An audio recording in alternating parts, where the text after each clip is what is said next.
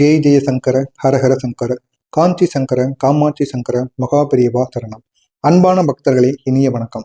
நாளை பிப்ரவரி 14 மாசி மாதத்துல வரக்கூடிய மிகவும் ஒரு சக்தி வாய்ந்த சனி பிரதோஷமானது வருகின்றது. எனவே இந்த சனி பிரதோஷத்தை எந்த ஒரு நாளோடவும் நம்ம ஒப்பிட முடியாது. ஏன் அப்படின்னா, இந்த ஒரு நாள்ல அவ்வளவு நன்மைகளானது ஏற்படும். நம்ம ஏற்றக்கூடிய ஒரு தீபம் நம்முடைய வாழ்க்கையில் இருக்கக்கூடிய கிரக தோஷங்களை முழுமையாக மாற்றும். தெரியாமலும் தெரிந்தும் நம்முடைய வாழ்க்கையில செய்த பாவங்கள் அனைத்திற்கும் ஒரு புண்ணியத்தை தேடி கொடுக்கும். நம்முடைய மனதில் இருக்கக்கூடிய அழுக்கைகளையும், அது மட்டும் இல்லாம நம்மை சுமந்து கொண்டிருக்கக்கூடிய கர்மங்களையும், நம்முடைய வாழ்க்கை சிக்க வைத்திருந்த தீய செயல்களையும் தீய சக்திகளையும் இந்த ஒரு நேரத்தில் நிச்சயமாக நம்முடைய வாழ்க்கையை விட்டு முழுவதுமாக கரைத்து விடும். எனவே இன்று நாம சொல்ல போகிற இந்த ஒரே ஒரு சாதாரண ஒரு தீப வழிபாடு கிடையாது. இது வில்வ இலை மீது ஏற்றக்கூடிய ஒரு அதிசக்தி வாய்ந்த ஒரு தீபம். இது சிவனை நேரடியாக அருள் புரிவதற்கான ஒரு செய்வீக ஒரு தீபமாக இருக்கும். எனவே இந்த ஒரு தீபத்தை உங்களுடைய வீட்டில் வைத்தோ இல்லைனா சிவனுடைய ஆலயத்துல வைத்தோ நீங்க ஏற்றலாம். அப்படி ஏற்றி பாருங்க, நிச்சயமா உங்களுடைய வாழ்க்கையில அவ்வளவு நன்மைகளானது நடக்கும். இந்த சனி பிரதோஷத்தின் சக்தி, சனி பிரதோஷம் என்பது சிவபெருமானும் நந்தியும் அதிக சக்தியுடன் இருக்கக்கூடிய ஒரு நாளாக இருக்கும். சனி கிரகம் என்பது மனிதனில் இருக்கக்கூடிய தவறுகளை வெளிக்காட்டக்கூடிய ஒரு கிரகமாக கருதப்படும். ஆனா அந்த சனி பிரதோஷத்துல சிவபெருமான் சனி பகவானை தனிப்பது மட்டுமல்லாம சனி பகவானால் யாருக்கெல்லாம் கெடுதல்கள் ஏற்பட்டிருக்கிறதோ அவர்கள்லாம் இந்த சனி பிரதோஷத்துல வழிபடும் பொழுது சனி பகவானாலேயே உங்களுடைய வாழ்க்கையில நன்மைகளானது ஏற்படுத்தப்படும். எனவே அவ்வளவு சக்தி வாய்ந்த ஒரு சனி பிரதோஷமானது இந்த ஒரு நாள்ல இருக்கும். எனவே இந்த ஒரு நாளை நீங்க பயன்படுத்திக் கொள்வது உங்களுக்கு மிகவும் நல்லது. அதனால இந்த ஒரு நாள்ல நீங்க தீபம் ஏற்றுவது வீட்டில் சுப சக்திகளை உங்க வீட்டிற்குள் வரவழைக்கும். மனவிழப்பு, மன அழுத்தம், துக்கம் அனைத்தையும் இந்த ஒரு நேரத்தில் சீர்படுத்தும். உடலில் இருந்தும் மனதில் இருந்தும் தொட்டு வரக்கூடிய நோய்களை முழுமையாக அகற்றும். பணத்தடைகள், தடங்கல்கள் எதுவாக இருந்தாலும் இந்த ஒரு நேரத்தில் உங்களை விட்டு கரைக்கும். நம்முடைய முன்னோர்களின் கர்மங்கள் அனைத்தும் திருத்தப்படும். அவ்வளவு நன்மைகளை ஏற்படுத்தும் என்று ஆகமங்களும் வேத நூல்களும் இந்த ஒரு நேரத்தில் குறிப்பிடுகின்றன. எனவே இதனை நீங்கள் தவறாம இந்த ஒரு நாள்ல பயன்படுத்துவது உங்களுக்கு மிகவும் சிறப்பு. இந்த வில்வ இலை மீது நம்ம ஏன் தீபம் ஏற்றணும் அப்படிங்கிற ஒரு கேள்வி அனைவருக்குள்ளேயுமே இருக்கும். வில்வ இலை அப்படிங்கிறது சிவபெருமானுக்கு ஒரு உரிய ஒரு இலையாக இருக்கும். வில்வத்தின் ஒவ்வொரு இலைக்கும் எதிர்மறை சக்திகளை எரிக்கக்கூடிய சக்தியானது இருக்கும். நம்முடைய வீட்டை தூய்மையாக்கும். நம்முடைய உடலில் இருக்கக்கூடிய கருமங்களை முழுமையாக உறிஞ்சும். சிவபெருமானை விரைவில் நம்மளை அணுக வைக்கும். அப்படி ஒரு தனி சக்தியானது இந்த ஒரு தீபத்துக்கு இருக்கிறது. எனவே இந்த ஒரு தீபத்தை மட்டும் நாளைய நாளில் நீங்க எப்படியாவது ஏற்றி பாருங்க. உங்களுடைய வாழ்க்கையில அவ்வளவு நன்மைகள் ஏற்படும்.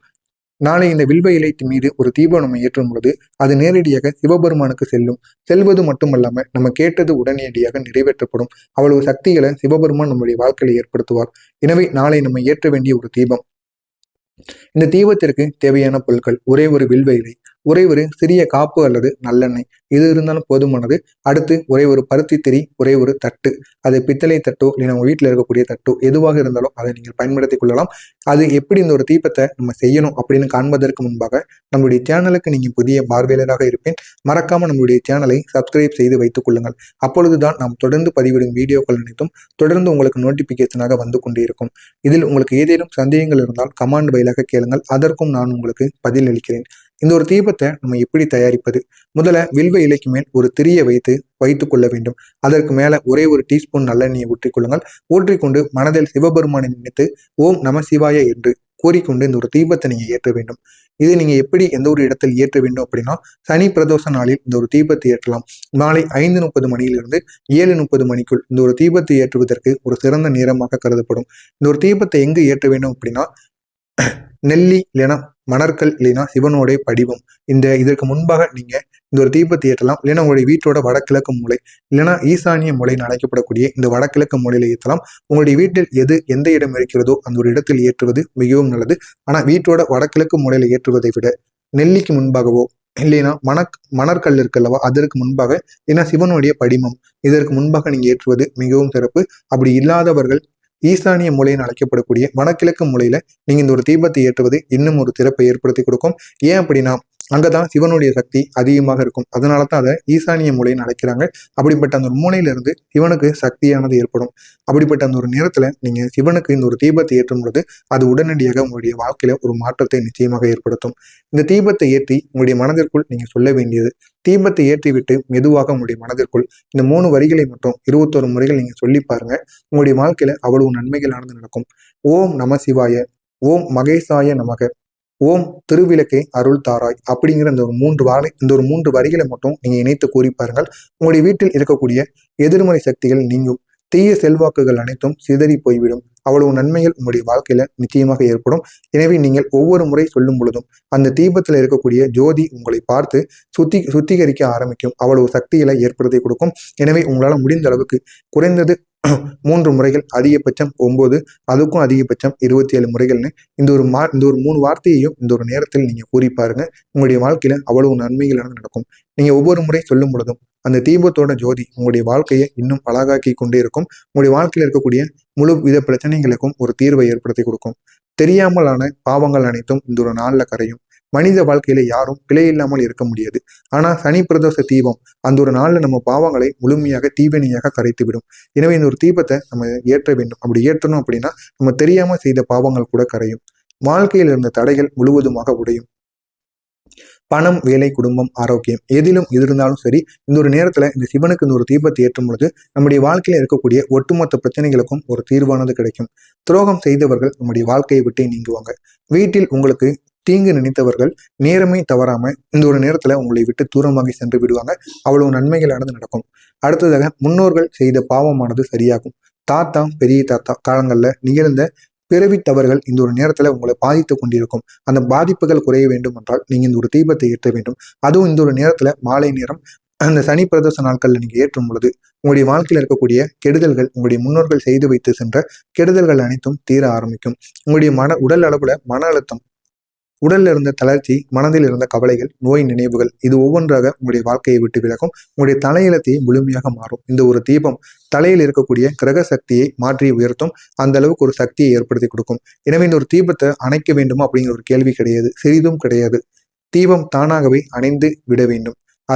அதுவே உங்களுடைய பூர்வீகமான ஒரு சிவனுடைய அருளை உங்களுக்கு ஏற்படுத்தி கொடுக்கும். எனவே இந்த ஒரு தீபத்தை நீங்க ஒருபோதும் அணைக்கக்கூடாது. அதுவாக அணைகிற வரைக்கும் அதை எரிந்து கொண்டே இருக்கட்டும். இதனை மட்டும் நீங்க இந்த ஒரு நாள்ல செய்து பாருங்க.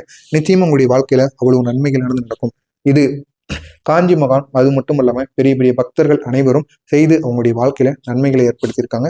எனவே நீங்களும் இந்த ஒரு செயலை மட்டும் நாளைய நாள்ல நீங்க எப்படியாவது செய்து பாருங்கள். அவ்வளவு நன்மைகள் உங்களுடைய வாழ்க்கையில தொடர்ந்து ஏற்பட்டு கொண்டே இருக்கும். எனவே தவறாம இந்த ஒரு செயலை நீங்களும் செய்யுங்கள். உங்களுக்கு தெரிந்த நண்பர்கள், உறவினர்கள்னு அனைவரையுமே இதனை கூறி அவர்களையும் இதனை செய்து வர சொல்லுங்கள். எனவே தீபம் முன் உங்களுடைய கைகளை கூப்பி நீங்க சொல்ல வேண்டும். சிவபெருமானை, நான் செய்த தெரிந்தும் தெரியாமலும் எல்லா பாவங்களையும் இன்று மன்னித்து அருள் புரிய வேண்டும். என் குடும்பத்தையும் என் தலையெழுத்தையும் மாற்றி நல்ல பாதையில் நடத்த வேண்டும் அப்படிங்கிற இந்த ஒரு வார்த்தையை மட்டும் இந்த ஒரு தீபத்தை ஏற்றிவிட்டு சிவபெருமான மனதார நினைத்து கொண்டு நீங்க கூறுங்க. அதே சமயம் நீங்க நன்றி சொல்ல வேண்டும்.